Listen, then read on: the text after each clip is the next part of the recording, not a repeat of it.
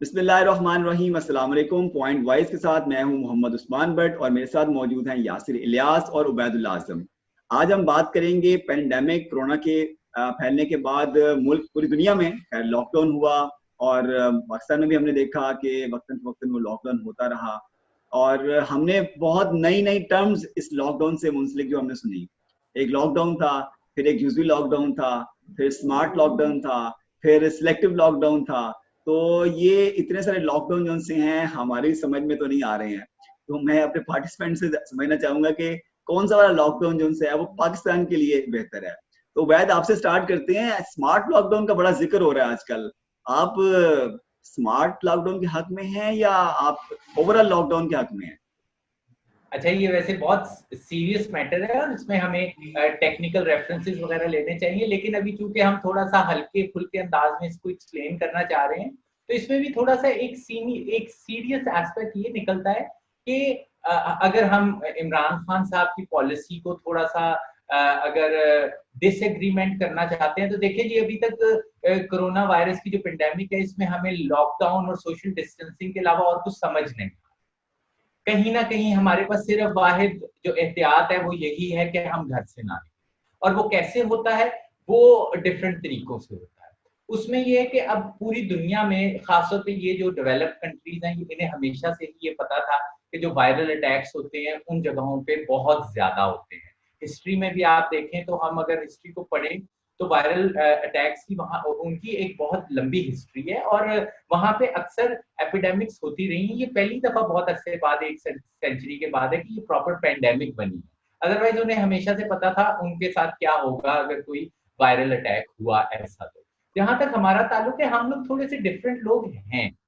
हम ऐसे socio economic जगह से भी कुछ लोग ताल्लुक रखते हैं जिनके लिए एक्चुअली जो वो इमरान खान साहब की बात है ना कि लोग अगर कोरोना से ना मरे तो भूख से मर जाएंगे, ऐसे लोग मौजूद हैं। बदकिस्मती हमारी सबसे बड़ी ये है कि हमारे पास ऐसे प्लेटफॉर्म्स नहीं है जहां पे हम जैसे प्रिविलेज्ड के अलावा अंडर प्रिविलेज्ड लोग भी अपनी बात को कह सकें। सो हमें ही कहीं ना कहीं अंडर प्रिविलेज लोगों के बारे में बात करनी पड़ती है, जिसकी वजह से वो थोड़ा सा अजीब लगता है। क्योंकि हम लोग तो हम कहीं ना कहीं, चाहे हम सोशियो इकोनॉमिक स्टेटस है हमारा, चाहे हमारा पढ़े लिखे होने का, या उस्मान भट्ट की वजह से मैं यहाँ पे बैठ के एक बात कर रहा हूँ, ऐसे हर एक को ये वाली अपॉर्चुनिटीज नसीब नहीं है।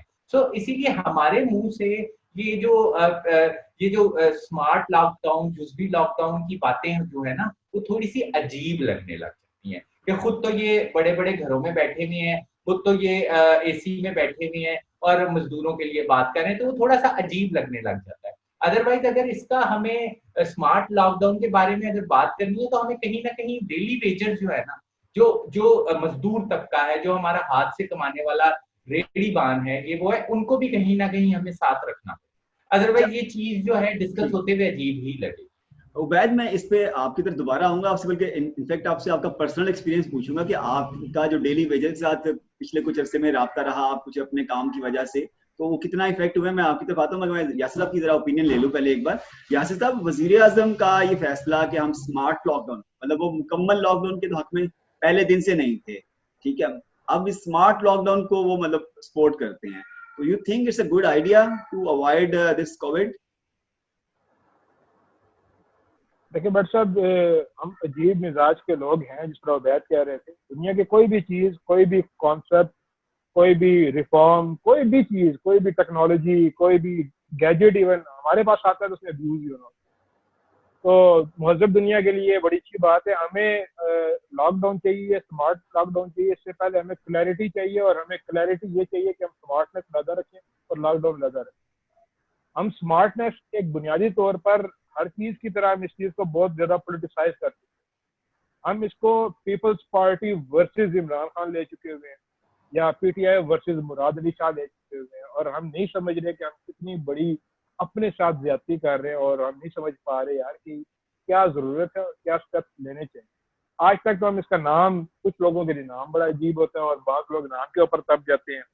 कोई इसको सिलेक्टेड लॉकडाउन कहता है, तो सिलेक्टेड की एक डिबेट की वजह से। कोई इसको जो है वो स्मार्ट लॉकडाउन कहता है, कोई इसको हैंडसम लॉकडाउन कह रहा है, ठीक है।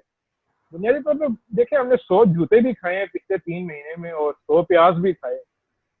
अब देखें दुनिया पूरी में आप अगर ट्रेंड को लें तो चीन से ये मामला जब शुरू हुआ, वहां से जब केसेस पहली दफा रिपोर्ट आना शुरू हुए 30 दिसंबर 2019 से, जब ये पेंडेमिक तो तो नहीं था, लेकिन बहरहाल एक वबा आई, एक बला आई, तो उन्होंने एक शहर तक लॉकडाउन करके उन्होंने कन्फाइन कर दिया उसको काफी हद तक सक्सेसफुली। दो क्या दूसरे स्टेट वहां पे क्या दे, लेके इतनी सेंसिटिव नहीं है, तो उन्होंने उस शहर को रोक कर, जिस तरह भी वो खैर अलग बात है कि वो सस्टेन कर सकते थे या नहीं कर सकते थे, लेकिन सर सॉरी, एक रोक पॉइंट मैं सिर्फ पॉइंट ऐड कर दूं, अगर आप उसका भी साथ ही जवाब दे दीजिएगा। जिस तरह चाइना की आप मिसाल दे रहे हैं, क्या पाकिस्तान में ये मुमकिन था वैसे?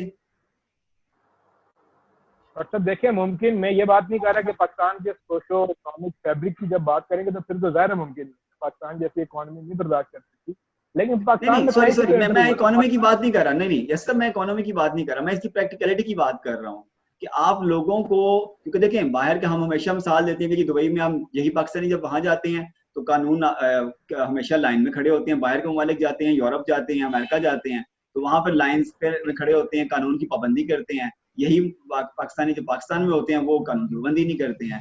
तो मैं उस तनाजुर में बात कर रहा हूँ, तो क्या ये पॉसिबल था कि हुकूमत कहती कि जी हम लॉकडाउन कर रहे हैं, कोई इस एरिया से बाहर नहीं निकलेगा? अभी जैसे आजकल आपने देखा होगा कि आजकल सिलेक्टिव लॉकडाउन हुआ है मुख्तलिफ शहरों में, मुख्तलिफ एरियाज में, उसमें भी मैं देख रहा हूँ कि लोग आ जा रहे होते हैं अक्सर। अच्छा, मैं वही अर्ज कर रहा हूँ, मेरा पॉइंट यही है, सोशो इकोनॉमिकली जो हम बात कर रहे हैं या इकोनॉमिकली देख रहे हैं, प्रैक्टिकली भी मैं आपसे बात कर रहा हूँ। देखें कहीं से तो पाकिस्तान में ये वबा इंटर हुई ना, पाकिस्तान में खुद रो तो नहीं थी, उगी तो नहीं कि बैकफस्ट लाहौर, कराची, पिंडी, इस्लामाबाद, फैसलाबाद में उग गई खुद ब खुद, कहीं ना कहीं पाकिस्तान से इंटर हुई, किसी न किसी बॉर्डर को हमने ब्रीच किया और पाकिस्तान में हम उसको लेकर आए।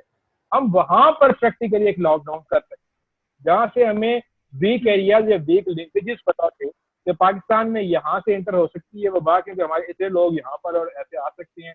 पाकिस्तान के कुछ लोगों की पाकिस्तान कुछ दूसरे मुल्कों के साथ अलग से एक सेंटिमेंटल अटैचमेंट है, वहां पे लोग आपके हैं वो वापस आ सकते हैं, तो आप कम से कम उन टारगेटेड एरियाज में कंप्लीट लॉकडाउन कर सकते थे। आपको जब आपने जितना इसको लेट किया, अब तो प्रैक्टिकली वर्चुअली इम्पॉसिबल हो गया कि आप पूरे पूरे शहर पाकिस्तान में बंद नहीं कर सकते। और अभी खुदा न खासा अगेन ये एक और डिसाइसिव फेस है मेरी नजर में या मेरे नुक्ता नजर में, जितना कवर कर रहे हैं कि अगले 20-22 दिनों में या 15-20 दिनों में मंडियां लग जानी है बड़ी के लिए जानवरों। और अभी आपके अगर ये बड़े शहरों में और बड़े शहरों के अंदर ही, क्योंकि आपकी टेस्टिंग कैपेसिटी है कि आप सिर्फ बड़े शहरों में से ही टेस्ट के सैंपल्स लेते हैं, लाहौर, कराची, इस्लामाबाद की बात हो रही है। फिर ये होगा कि इस्लामाबाद में जो मंडी लगनी है वो इस्लामाबाद के लोग नहीं होते व्यापारी, वो व्यापारी चकवाल तलागाम का जन्म से आना है।